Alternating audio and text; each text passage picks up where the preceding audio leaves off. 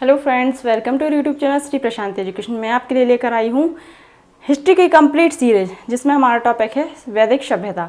वैदिक सभ्यता में हम वैदिक सभ्यता का परिचय और वैदिक सभ्यता को दो भागों में बांटा गया है, ऋग्वैदिक काल और सेकंड है उत्तर वैदिक काल। ऋग्वैदिक काल को हमने कल की वीडियो में डिस्कस किया और उत्तर वैदिक काल को भी हमने कल की वीडियो में डिस्कस किया, और जितना जो कुछ बचा है उत्तर वैदिक काल का आज हम आज की वीडियो में डिस्कस करेंगे।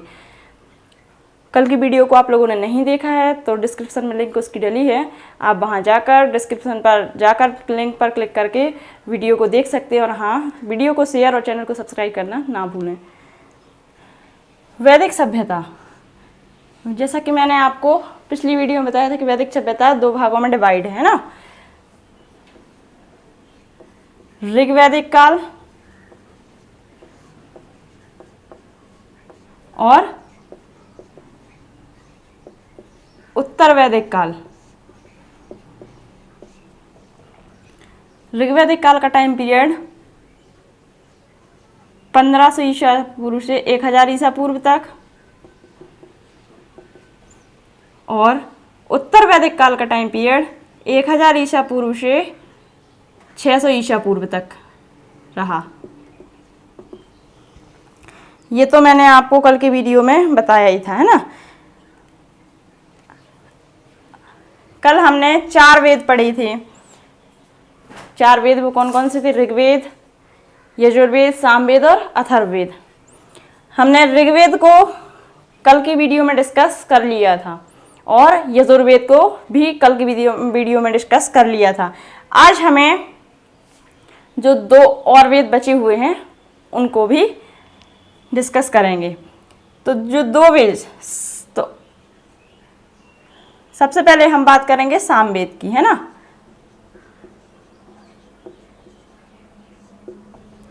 तीसरा जो हमारा वेद है वो है सामवेद। ऋग्वैदिक सूक्तों का लयबद्ध संयोजन इस ग्रंथ में किया गया है। ऋग्वैदिक सूक्तों का लयबद्ध संयोजन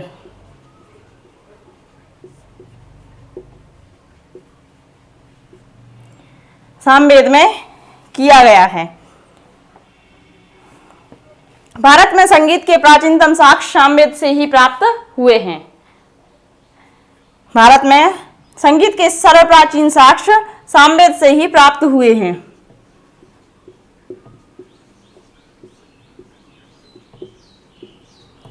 संगीत के साक्ष्य भी हमें सामवेद से ही प्राप्त हुए हैं।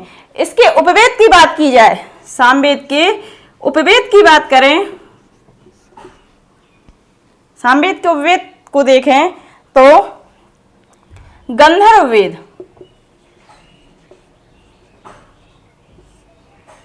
गंधर्व वेद इसका उपवेद है। और इसके रचयिता की बात करें, गंधर्व वेद के रचयिता भरत मुनि, भरत मुनि गंधर्व वेद के रचयिता हैं। इसके गायन कर्ता को उद्राट कहा जाता है।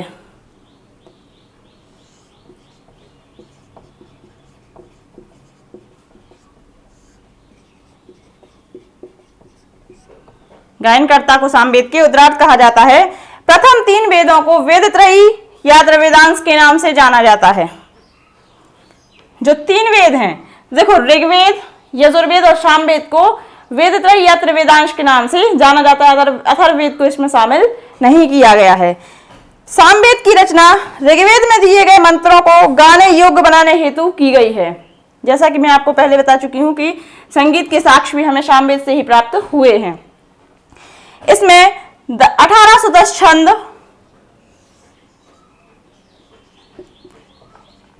1810 छंद, जिनमें 75 को छोड़कर से सभी ऋग्वेद में उल्लेखित हैं।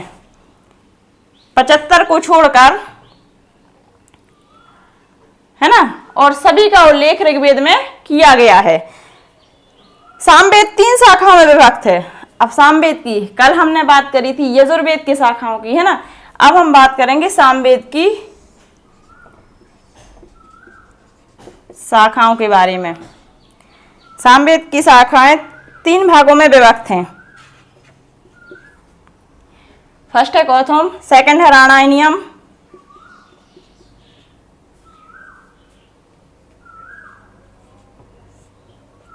और थर्ड है जैमिनीय। ये 3 शाखाएं हैं सामवेद की।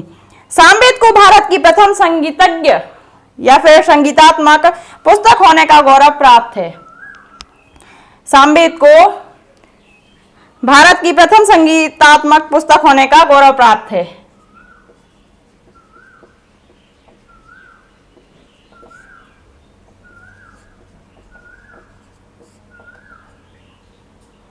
अब हम नेक्स्ट पढ़ेंगे अथर्ववेद को, क्योंकि हमारा लास्ट वेद है अथर्ववेद, है ना।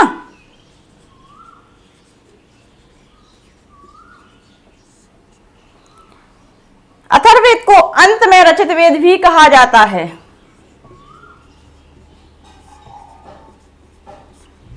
रचित वेद भी अथर्ववेद को कहा जाता है।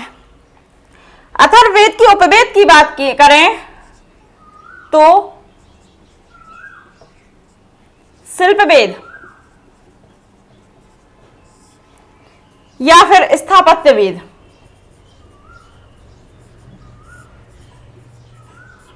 इसका उपवेद है। और इन उपवेद के रचयिता की बात की जाए तो विश्वकर्मा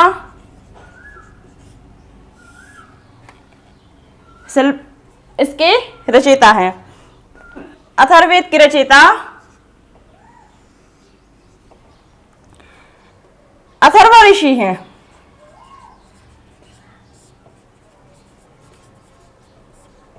शिल्पवेद या फिर कहें स्थापत्य वेद के विश्वकर्मा हैं, है ना। और अथर्ववेद के रचयिता अथर्व ऋषि हैं। अथर्ववेद में ब्राह्मण धर्म में कुछ नकारात्मकता आने लगती है। इसी कारण इस ग्रंथ को त्रिवेदांश में नहीं रखा गया है। देखो, हमने पहले भी बताया आपको कि 3 वेदों को ही त्रिवेदांश में रखा गया है। फर्स्ट ऋग्वेद, यजुर्वेद और सामवेद को। अथर्ववेद को उनमें नहीं रखा गया क्योंकि इसके ब्राह्मण धर्म में कुछ नकारात्मकता आने लगती है ना। इस कारण से इसे त्रिवेदांश में नहीं रखा गया है। अब नकारात्मकता आने लगती है मतलब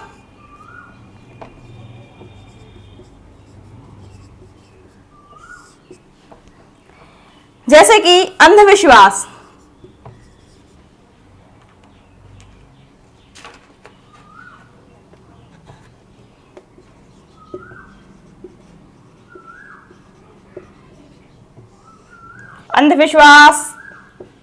काला जादू, तंत्र मंत्र, शाप, वशीकरण,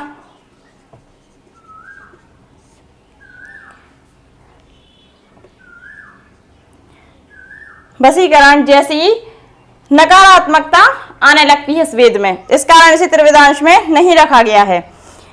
इसके पाठ्यकर्ता को ब्रह्म कहा जाता है। अथर्ववेद के पाठ्यकर्ता को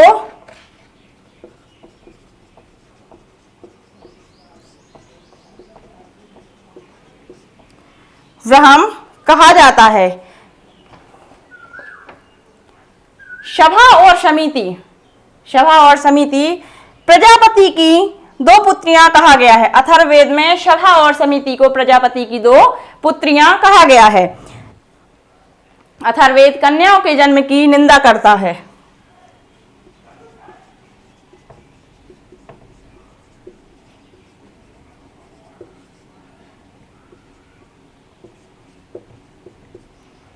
है ना। अथर्ववेद कन्याओं के जन्म की निंदा करता है। अब देखो, सबसे प्राचीन ग्रंथ ऋग्वेद को माना गया है और सबसे अंत का ग्रंथ अथर्ववेद है ना। या फिर कहें सबसे बाद का वेद अथर्ववेद है। चलिए, ये तो थे हमारे वेद। अब हम बात करेंगे संहिताओं के बारे में।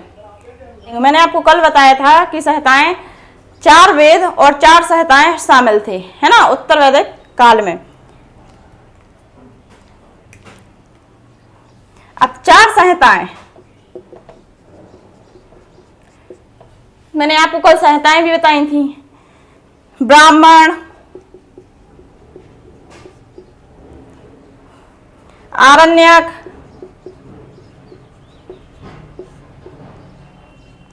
उपनिषद और वेदांग,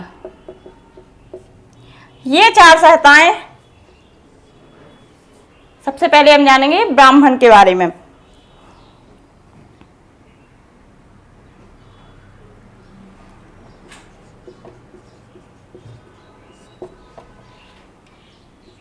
वैदिक मंत्रों तथा संहिताओं को ब्रह्म कहा गया है। वैदिक मंत्र तथा संहिताओं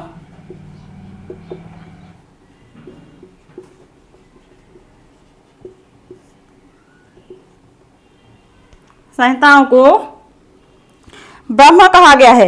वही ब्रह्मा के विस्तारित रूप को ब्राह्मण कहा गया है। अब देखो, वैदिक मंत्र तथा संहिताओं को ब्रह्मा कहा गया है और ब्रह्मा के विस्तारित रूप को ब्राह्मण कहा गया है।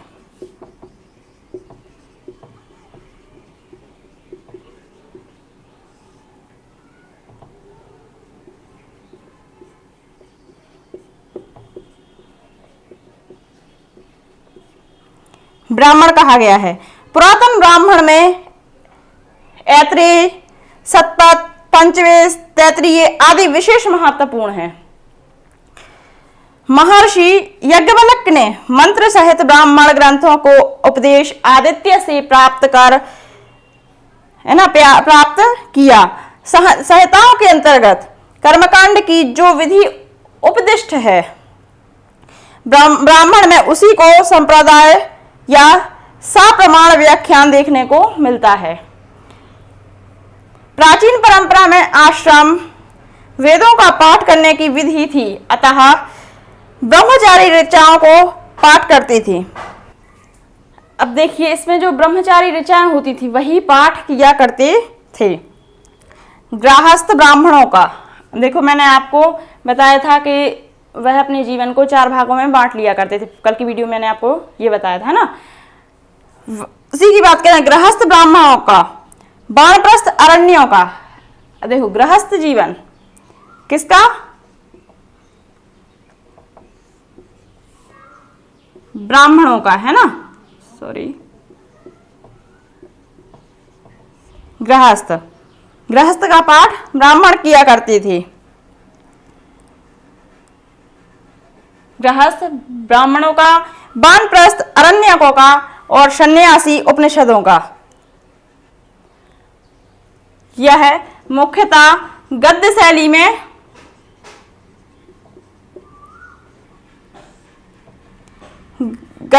में उपदिष्ट है।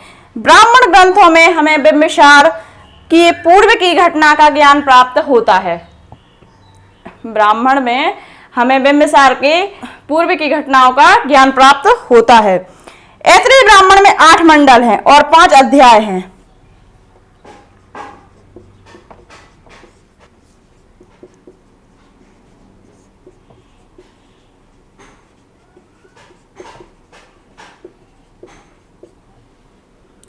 पांच अध्याय और 8 मंडल हैं, जिसे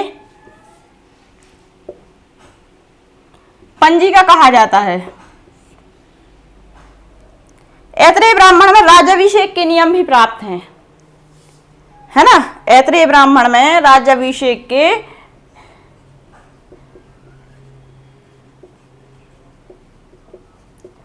के नियम भी प्राप्त हैं। ऐत्रेय ब्राह्मण कृष्ण यजुर्वेद का ब्राह्मण है।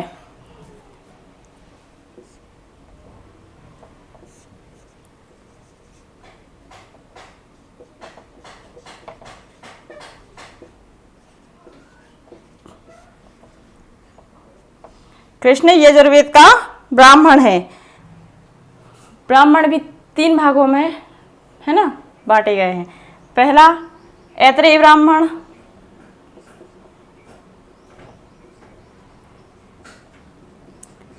ऐत्रेय, सतपथ, है ना, और लास्ट है षड्विंश ब्राह्मण।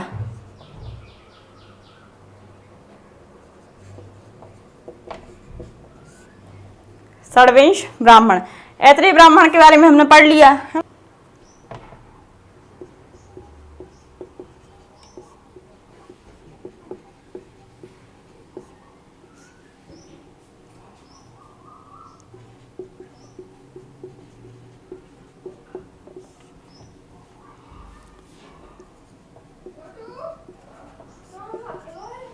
सतत ब्राह्मण में 100 अध्याय,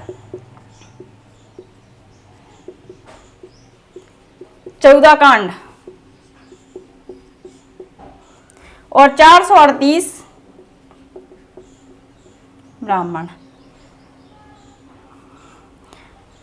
अब देखो सतपथ ब्राह्मण में गांधार,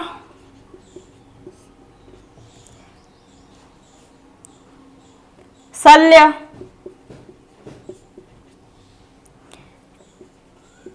कैकय,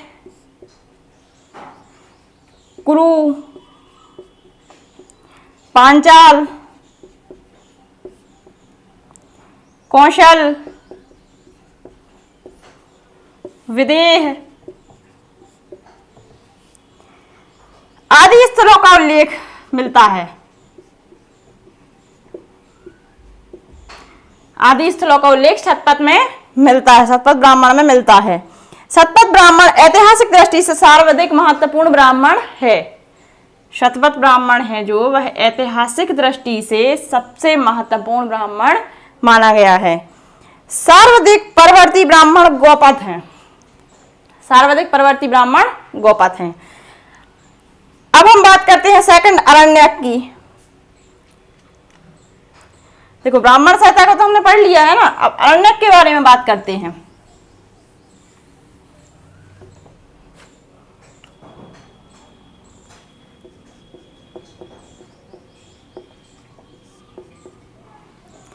अरण्यक वेदों का वह भाग है जो गृहस्थ आश्रम त्याग उपरांत वानप्रस्थ लोग जंगल में पाठ किया करते थे।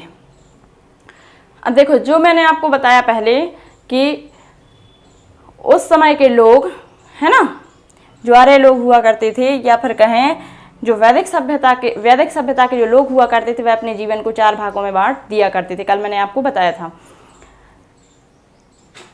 वही भाग है ना जो किन किन भागों में बांट दिया करते थे वही संहिताओं से हम समझेंगे। ब्राह्मण को पढ़ा हमने। अब अरण्यक। अरण्यक वेदों का वह भाग है जो गृहस्थ जीवन त्याग कर गृहस्थ आश्रम त्याग उपरांत वानप्रस्थ लोग जंगल में पाठ किया करते थे। देखो ब्राह्मण का गृहस्थ जीवन था है ना, वह गृहस्थ का पाठ किया करते थे। अब यह वानप्रस्थ का पाठ किया करते थे।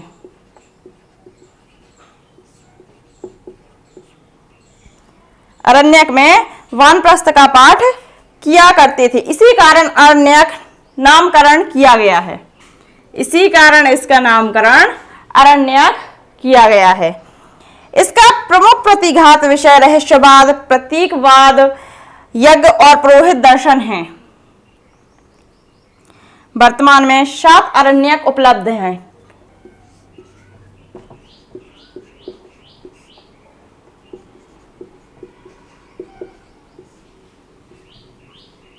सामवेद और अथर्ववेद का कोई अरण्यक स्पष्ट और मिश्रित भिन्न में उपलब्ध नहीं है।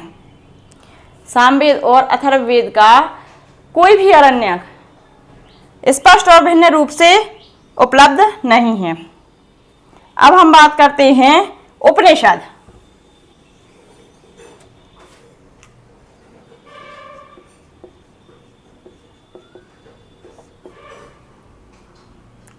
उपनिषद प्राचीनतम दार्शनिक विचारों का संग्रह है। किसका संग्रह है? प्राचीनतम दार्शनिक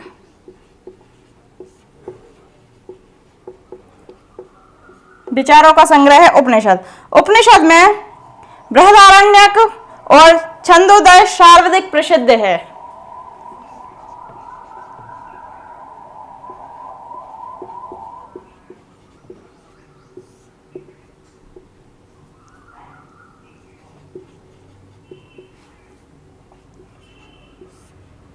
छंदोन्य सर्वाधिक प्रसिद्ध है। इन ग्रंथों से बिंबिसार के पूर्व के भारत की अवस्था जानी जा सकती है। मैंने आपको पहले भी बताया कि इन ग्रंथों से बिंबिसार के पूर्व की जानकारी हमें मिल सकती है। पारीक्षित, उनके पुत्र जन्मेजय तथा पश्चात कालीन राजाओं का उल्लेख इन्हीं उपनिषद से किया गया है ना। उपनिषद से ही पारीक्षित और उसके पुत्र जन्मेजय का भी उल्लेख किया गया है। आर्यों के अध्यात्मक विकास, प्राचीनतम धार्मिक अव्यवस्था और चिंतन के जीते जागते जीवंत उदाहरण इन्हीं उपनिषदों में मिलते हैं। उपनिषदों की रचना संभवतः बुद्ध के काल में हुई थी।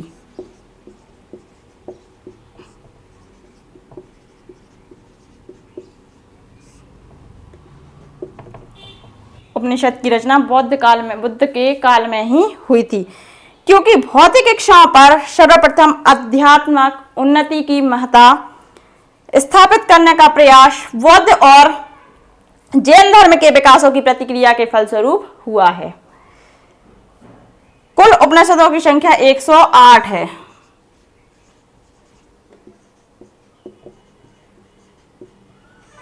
उपनिषदों की संख्या कुल 108 है। मुख्य रूप से शाश्वत आत्मा, ब्रह्मा, आत्मा परमात्मा के बीच संबंध, विश्व की उत्पत्ति से संबंध, रहस्यवादी सिद्धांतों का विवरण दिया गया है।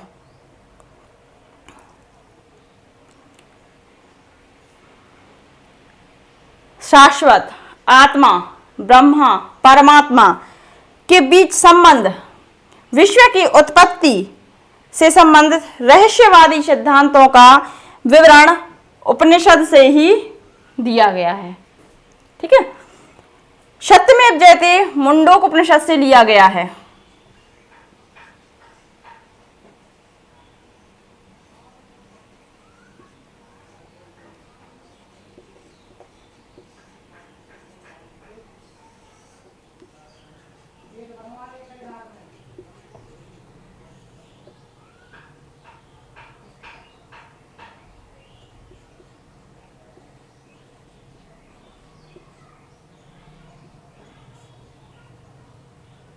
सत्यमेव जयते मुंडोक उपनिषद से लिया गया है।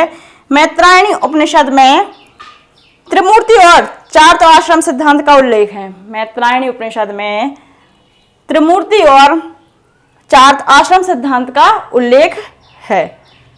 अब हम बात करेंगे वेदांग की।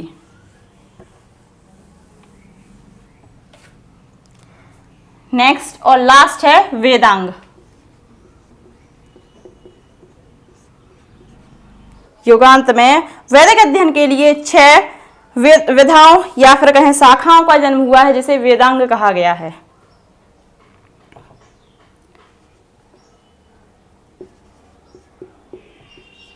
छह शाखाओं का जन्म वेदांग कहा गया है ना। वेदांग का शाब्दिक अर्थ है वेदों का अंग।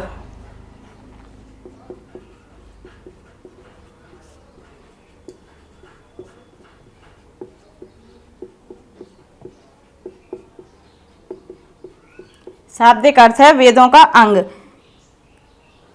तथापि इस साहित्य के पौरुषेय होने के कारण श्रुति साहित्य की पृथक ही गिना जाता है।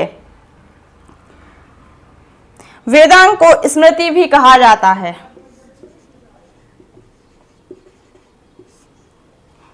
वेदांग को स्मृति भी कहा जाता है क्योंकि यह मनुष्य की कृति मानी जाती है।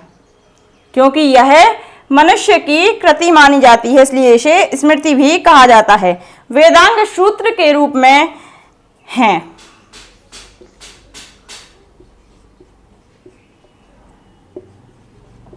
वेदांग सूत्र के रूप में हैं। इनमें कम शब्दों से अधिक तथ्य रखने का प्रयास किया गया है ना। मतलब कम शब्दों का प्रयोग किया गया है, लेकिन ज्यादा से ज्यादा तथ्य रखने का प्रयोग किया गया है। वेदों की संख्या, अब मैंने आपको बताया कि 6 शाखाओं का जन्म होने के कारण इसे वेदांग कहा गया है। तो वेदों की संख्या 6 होती है। अब वो 6 कौन कौन से वेदांग हैं, हम उनको भी देखते हैं। अब अच्छे कौन कौन से वेदांग हैं? तो शिक्षा, कल्प, निरुक्त, व्याकरण, छंद और लास्ट है ज्योतिष। ये 6 वेदांग हैं, शिक्षा, कल्प, निरुक्त, व्याकरण, छंद और ज्योतिष।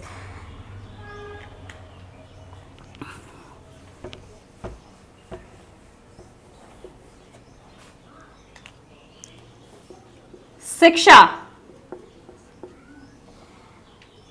स्वर ज्ञान है ना, जिससे हमें स्वरों का ज्ञान प्राप्त हो, उसे हम शिक्षा कहते हैं। कल्प, धार्मिक रीति एवं पद्धति। कल्प का मतलब है धार्मिक रीति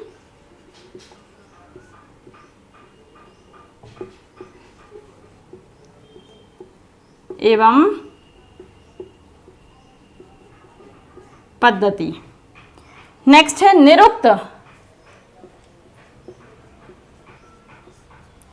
निरुक्त मीन्स शब्द व्युत्पत्ति शास्त्र है ना, शब्द व्युत्पत्ति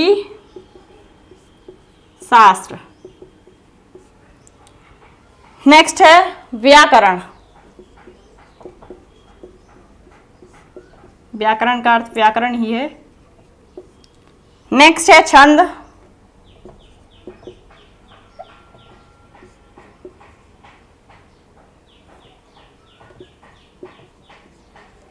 छंद शास्त्र। और लास्ट है ज्योतिष, खगोल शास्त्र।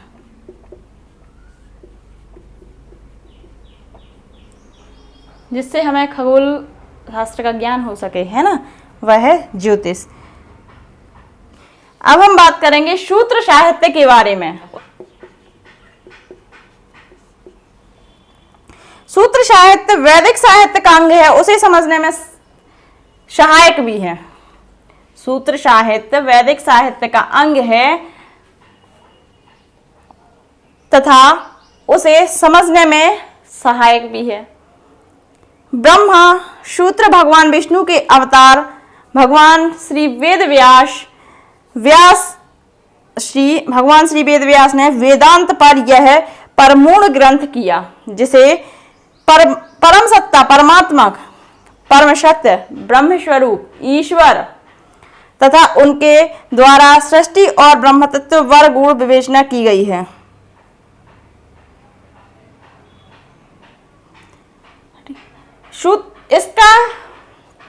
इसका भाष्य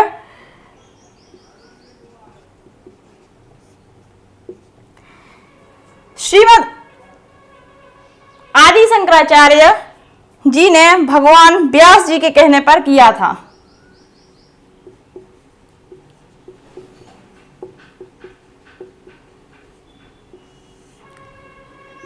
इसका भाष्य आदि शंकराचार्य ने भगवान व्यास के कहने पर किया था। कल्पसूत्र ऐतिहासिक दृष्टि से सर्वाधिक महत्वपूर्ण है। सूत्र साहित्य का जो कल्पसूत्र है वह ऐतिहासिक दृष्टि से सबसे महत्वपूर्ण माना गया है। वेदों का हस्त स्थानीय वेदांग है। सूत्र साहित्य कल्प की बात करें तो कल्प ऐतिहासिक दृष्टि से सर्वाधिक महत्वपूर्ण है ना, वेदों का हस्त स्थानीय वेदांग है। अब कल्पसूत्र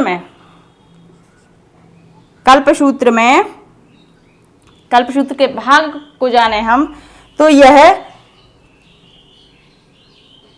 5 भागों में बटा हुआ है। 5 भाग वह कौन कौन से हैं? तो स्रोत सूत्र, स्मार्त सूत्र, शुल्ब सूत्र,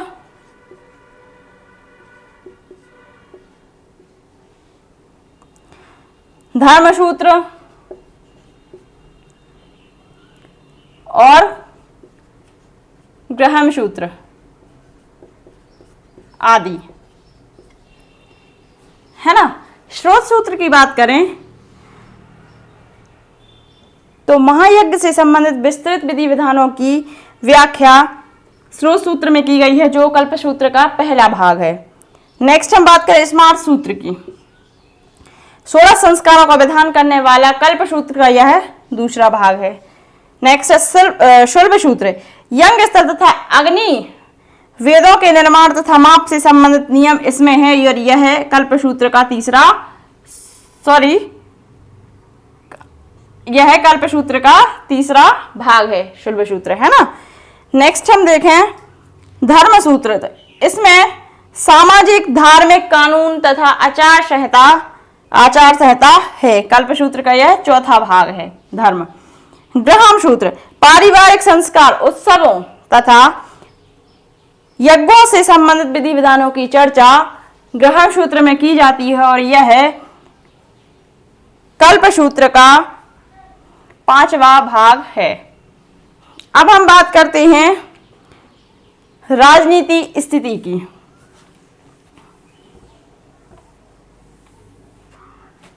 अब हम जानेंगे राजनीतिक स्थिति के बारे में।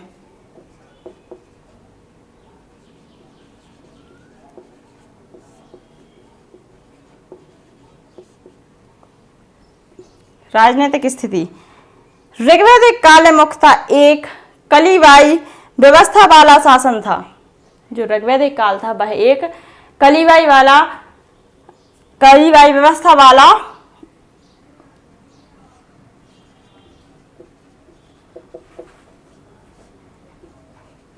वाला शासन था,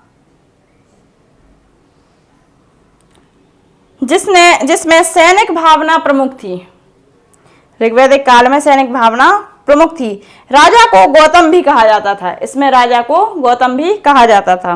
वैदिक काल में राजतंत्रात्मक प्रणाली प्रचलित थी। इसमें शासन का प्रमुख राजा होता था। राजा वंशानुगत तो होता था, परंतु जनता उसे हटा सकती थी। मैंने आपको पिछली वीडियो में बताया है कि राजा को जनता हटा सकती थी, है ना, क्योंकि वह किसी राज्य का राजा नहीं होता था, बल्कि वह जनता का, जो लोग होते थे उनका राजा होता था, इसलिए जनता उसे हटा सकती थी। राजा युद्ध का नेतृत्व करता था। ये सब चीजें मैं आपको पिछली वीडियो में बता चुकी हूं, है ना। उसे कर वसूलने का अधिकार नहीं था। राजा को कर वसूलने का अधिकार नहीं था।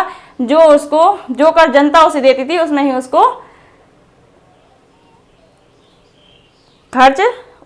खर्च चलाना पड़ता था, है ना।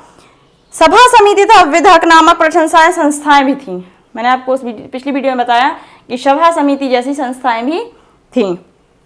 अथर्ववेद में सभा एवं समिति को प्रजापति की 2 पुत्रियां कहा गया है। समिति का महत्वपूर्ण कार्य राजा का चुनाव करता था। समिति का प्रधान ईशान या पति कहलाता था। विदथ में स्त्री एवं पुरुष दोनों सम्मिलित होते थे। नववधुओं का स्वागत होता था, है ना।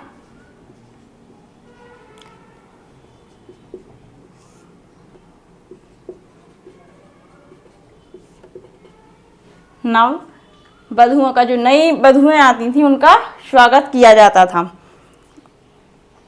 धार्मिक अनुष्ठान और सामाजिक कार्य विदथ में होते थे। देखो, जैसा कि मैंने आपको बताया कि विदथ में स्त्री एवं पुरुष दोनों सम्मिलित होते थे। जो वैदिक सभ्यता है, इसमें स्त्री को पुरुष के साथ धार्मिक कार्य में सम्मिलित होने का अधिकार प्राप्त था, है ना। तो जो नई बहुएं आती थी उनको यज्ञ, है ना, इन चीजों में शामिल होने का अधिकार प्राप्त था। धार्मिक अनुष्ठान आदि में शामिल हो सकते थे। सभी श्रेष्ठ लोगों की संस्था थी। मैंने आपको पिछली वीडियो में बताया कि जो सभा और समिति थी, 2 संस्थाएं थी। सभा श्रेष्ठ लोगों की संस्था थी और समिति आम जनता की संस्था थी, है ना। और इसमें महिलाएं, इसमें औरतें भी अपना मत दे सकती थी। ऋग्वेद में सबसे ज्यादा बार उल्लेखित विदथ का 122 बार किया गया है। ऋग्वेद में 122 बार विदथ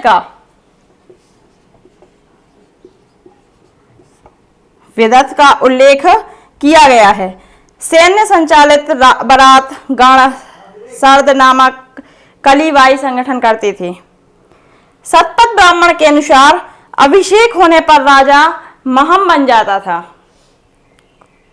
राजसूय यज्ञ करने वाले की उपाधि राजा तथा वाजपेयी यज्ञ करने वाले की उपाधि सम्राट थी। जो राजा से और भी ऊपर हुआ करते थे उन्हें सम्राट कहा जाता था, है ना। तो राजसूय यज्ञ राजा किया करते थे और वाजपेयी यज्ञ सम्राट किया करते थे। स्पर्श गुप्तचरों को तथा दुर्गापति को कहा जाता था।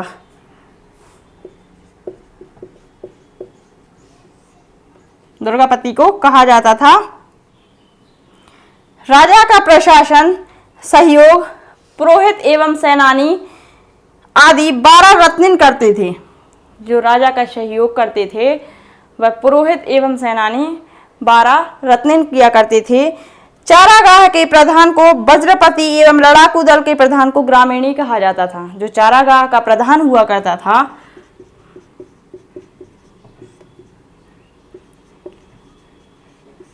उसे लड़ाकू तथा जो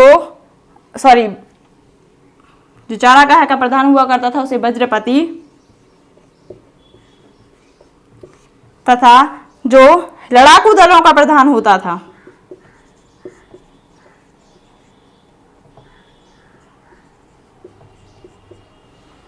उसे ग्रामीणी कहा जाता था।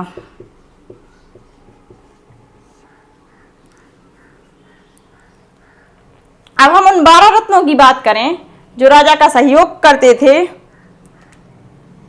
उन 12 रत्नों के बारे में जाने जो राजा का सहयोग किया करते थे।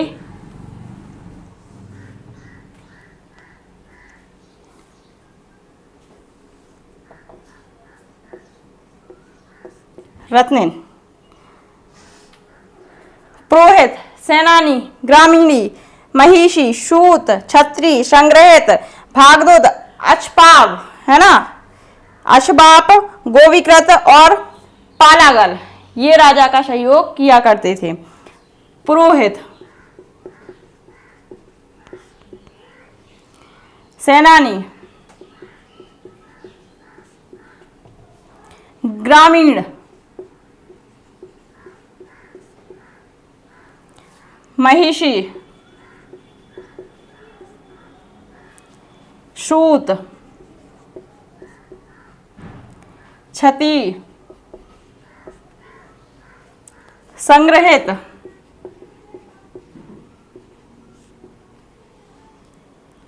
भागदूत,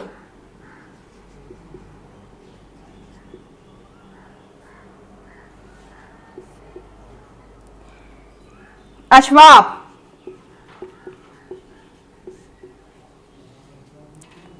गोविकृत,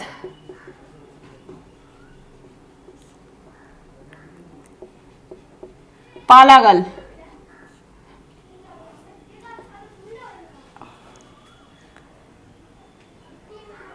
आदि रत्निन राजा की सेवा किया करती थी।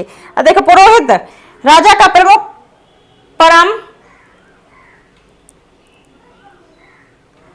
पुरोहित राजा का प्रमुख परामर्शदाता होता था, है ना। सेनानी सेना का प्रमुख होता था। ग्रामीणी की कहे तो ग्राम का सेना पदाधिकारी होता था। ग्राम की जो सेना होती थी उसका पदाधिकारी ग्रामीण हुआ करता था। महिषी की बात करें तो राजा की पत्नी, जो राजा की पत्नी हुआ करती थी वह महिषी हुआ करती थी। सूत राजा का सारथी हुआ करता था। राजा का रथ जो भी चलाया करता था उसे सूत कहा जाता था। छती प्रतिहार हुआ करता था। संग्रहित कोषाध्यक्ष मतलब जो उनके लेखा जोखा को संभालता था उसे कोषाध्यक्ष कहा जाता है ना। भागदूत कर एकत्र करने वाला अधिकारी, जो राजा का कर एकत्रित किया करता था। जैसा कि मैंने आपको पहले बताया कि राजा को प्रजा कर दिया करती थी, है ना, वो भी अपने इच्छानुसार कर दिया करती थी, उसको एकत्रित करने वाली को भागदूत कहा जाता था। है ना। अच्छबाप जो लेखाधिकारी, जो राजा का लेखा जोखा संभालता था वह अच्छबाप कहलाता था। गोवकृत जो वन का अधिकारी होता था। और पालागन राजा का मित्र हुआ करता था, है ना, मित्र पालागन हुआ करता था। महिषी पत्नी हुआ करती थी, है ना। ये 12 रत्निन जो राजा के सहायक हुआ करते थे। अब हम बात करते हैं कि विविध क्षेत्रों में जो विशेषज्ञ हुआ करते थे, जैसे विशेषज्ञ, है ना, जैसे होत्र ऋग्वेद का पाठ करने वाला। मैंने आपको वेद को पढ़ा, जब वेद के बारे में बताया तब मैंने आपको बताया कि जो ऋग्वेद को पढ़ते हैं उन्हें ऋग्वेद के गायनकर्ता को होत्र कहा जाता है ना। तो ऋग्वेद का जो पाठ करते हैं उन्हें होत्र कहा जाता है। उद्गाता, सामवेद की रचनाओं का गान करने वाले को उद्गाता कहा जाता है। अद्रव्यु, यजुर्वेद का पाठ करने वाले को अद्रव्यु कहा जाता है। और संपूर्ण यज्ञों की देखरेख करने वाले को ब्रह्म कहा जाता है। जो संपूर्ण यज्ञों की देखरेख करते हैं उन्हें ब्रह्म कहा जाता है। ये तो रत्निन हो गए, विशेषज्ञ हो गए। अब सामाजिक स्थिति,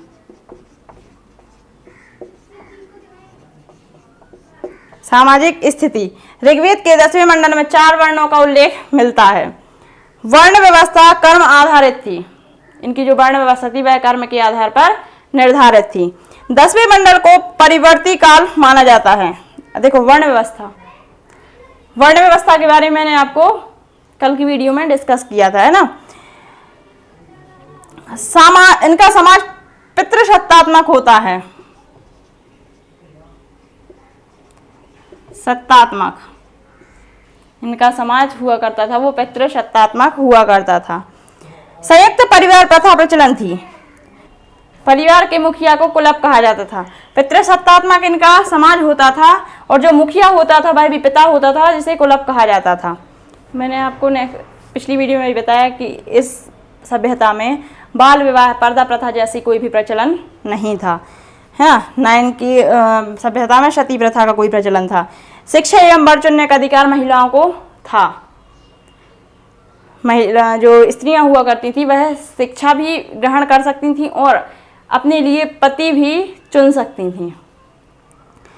विधवा विवाह, महिलाओं का उपनयन संस्कार, नियोग, गंधर्व, अंतरजातीय विवाह प्रचलित नहीं था। जो विधवा हुआ करती थी उनका उपनयन संस्कार, है ना, या फिर कहें नियोग, गंधर्व, ये सब इस सभ्यता में इसका कोई भी प्रचलन नहीं था। वस्त्र भूषण स्त्री एवं पुरुष दोनों को प्रिय थे। वस्त्र और भूषण स्त्री और पुरुष दोनों को प्रिय थे इस सभ्यता में। जो मुख्य अनाज था, इनका जो मुख्य अनाज हुआ करता था वह जौ हुआ करता था।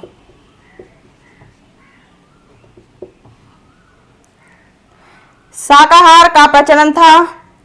सोमरस इनका प्रिय था, है ना। जो पेय रस हुआ करता था वह सोमरस हुआ करता था। मैं आपको पिछली वीडियो में भी बता चुकी हूँ। नृत्य, पाशा। अब देखिए इनके जो मनोरंजन के साधन हुआ करते थे, मनोरंजन, नृत्य, पाशा, घोड़दौड़, रथ दौड़,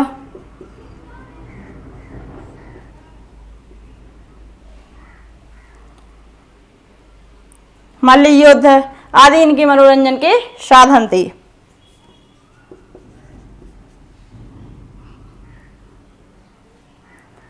सर्वप्रथम जवालोपनिषद में चारों आश्रम, ब्रह्मचर्य, गृहस्थ, वानप्रस्थ, संन्यास आश्रम का उल्लेख मिलता है। जैसा कि मैं आपको पिछली वीडियो में बता चुकी हूँ, है ना, कि वह अपने जीवन को 4 भागों में बांट लिया करते थे। अब इनकी आर्थिक स्थिति के बारे में जानें।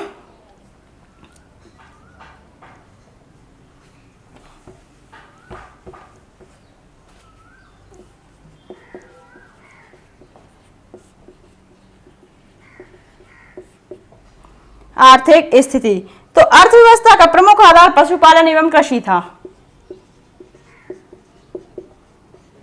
पशुपालन और कृषि इनके अर्थव्यवस्था के मुख्य साधन थे। ज़्यादा पालतू पशु रखने वाले गौतम कहलाते थे। जो पालतू पशु रखते थे उन्हें गौतम कहा जाता था।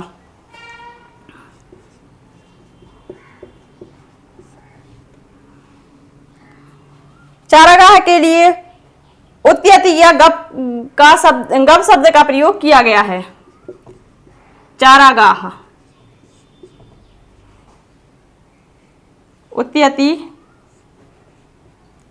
और या गव्य शब्द का प्रयोग किया गया है सभ्यता में।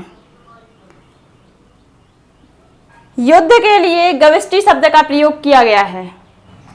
राजा को जनता स्वेच्छा से भाग नजराना दिया करती थी। आवास घास फूस और काष्ठ निर्मित होते थे। ऋण लेने एवं देने की प्रथा प्रचलित थी जिसे कुसीद कहा जाता था।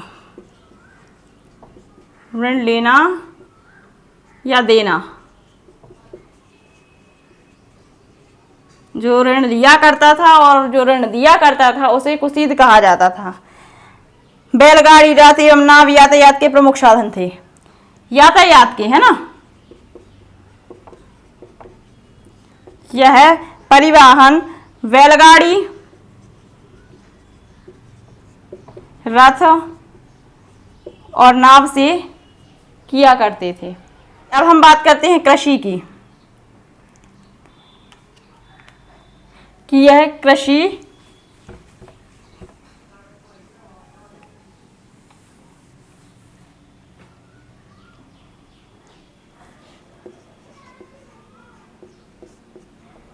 वैदिक सभ्यता में कृषि किस प्रकार होती थी, है ना, इस चीज को भी हम देखते हैं। सर्वप्रथम शतपथ ब्राह्मण में कृषि की समस्त प्रक्रियाओं का उल्लेख किया गया है।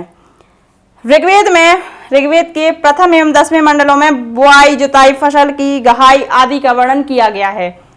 ऋग्वेद में फसलों की बुआई, जुताई आदि का वर्णन किया गया है। ऋग्वेद में केवल यत, जो अनाज का उल्लेख मिलता है। ऋग्वेद में जौ का उल्लेख ही मिलता है। ऋग्वेद के चौथे मंडल में कृषि का वर्णन किया गया है।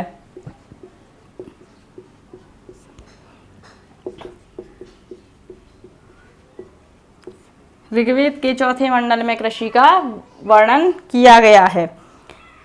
परावर्ती वैदिक साहित्य में ही अन्य अनाज जैसे गोधूम, गेहूं, चावल आदि की चर्चा की जाती थी।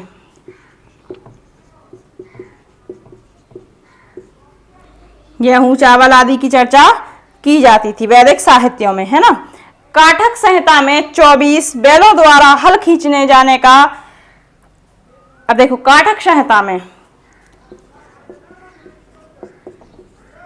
24 बैलों द्वारा हल खींचा जाता था, है ना। और अथर्ववेद में वर्षा, कूप एवं नाहा तथा काठक में 24 बैलों द्वारा हल को खींचा जाता था, है ना। अथर्ववेद में वर्षा, कूप तथा नहर। यजुर्वेद में हल का सीर के नाम से उल्लेख था। जो हल हुआ करता था उसका यजुर्वेद में सीर के नाम से उल्लेख किया गया है। और उस काल में कृत्रिम सिंचाई की व्यवस्था भी थी, है ना। ऋग्वैदिक काल में कृत्रिम सिंचाई की व्यवस्था भी थी। अब बात करें पशुपालन की, तो पशुओं का चारण ही उनकी आजीविका का प्रमुख साधन था। गाय ही विनिमय का प्रमुख साधन थी। ऋग्वैदिक काल में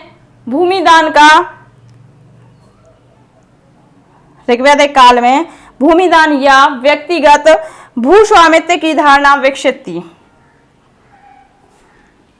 अब बात करें हम व्यापार की। व्यापार विनिमय पद्धति पर आधारित होता था। आरंभ में अत्यंत सीमित व्यापार प्रथा का प्रचलन था और व्यापार विनिमय पद्धति पर आधारित था।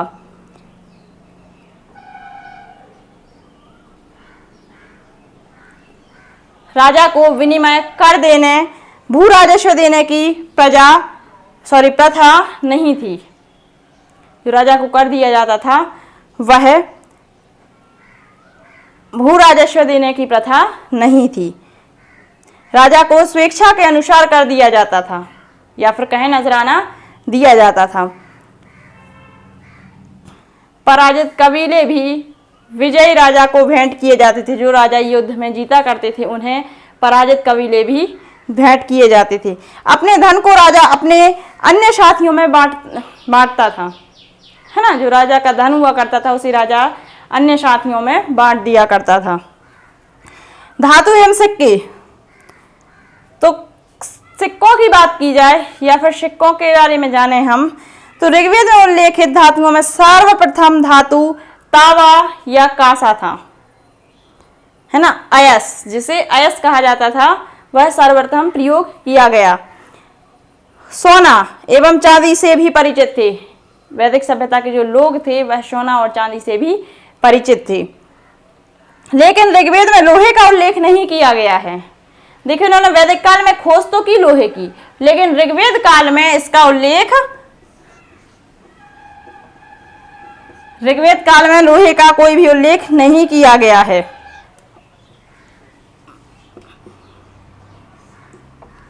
हाँ, इस काल में विदेशी व्यापार भी हुआ करते थे।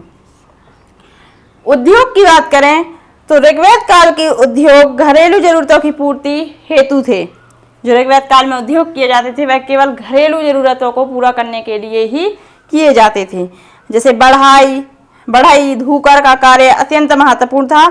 अन्य उद्योग भी किया करते थे, जैसे वस्त्र, बर्तन, लकड़ी एवं चर्म का कार्य भी यह किया करते थे। और स्त्रियां चटाई बनाना का कार्य भी किया करती थी। अब बात करें इनकी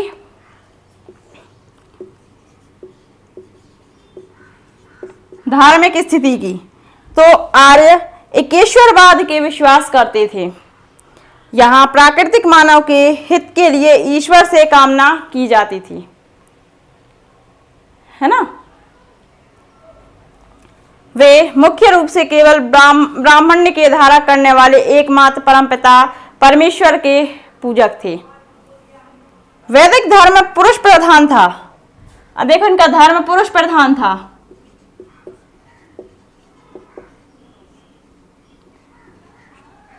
पुरुष को प्रधानता दी जाती थी इस धर्म में। वैदिक धर्म पुरोहितों से नियंत्रित धर्म था। मनुष्य एवं देवता के बीच मध्यस्थ की भूमिका निभाने वाले देवता की अग्नि की पूजा भी की जाती थी इस धर्म में। वैदिक देवताओं का स्वरूप मंडी व मंडित मानवों का है। ऋग्वेद में 33 प्रकार के तत्वों का उल्लेख है। 33 प्रकार के तत्वों का उल्लेख ऋग्वेद में किया गया है।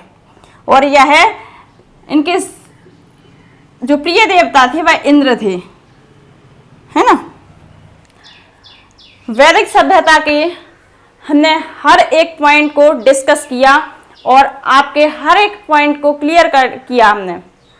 जो भी आपके डाउट हो उनको कमेंट बॉक्स में कमेंट करके क्लियर कर सकते हैं। वैदिक सभ्यता को भी हमने डिस्कस किया और सिंधु सभ्यता के बारे में हमने डिस्कशन किया।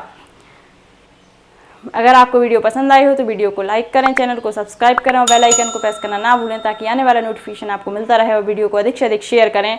और हाँ, वीडियो को अधिक से अधिक प्लीज़ वीडियो को अधिक से अधिक शेयर करें ताकि यह वीडियो उन लोगों तक भी पहुँचे जिनको इसकी ज़रूरत है। Thank you.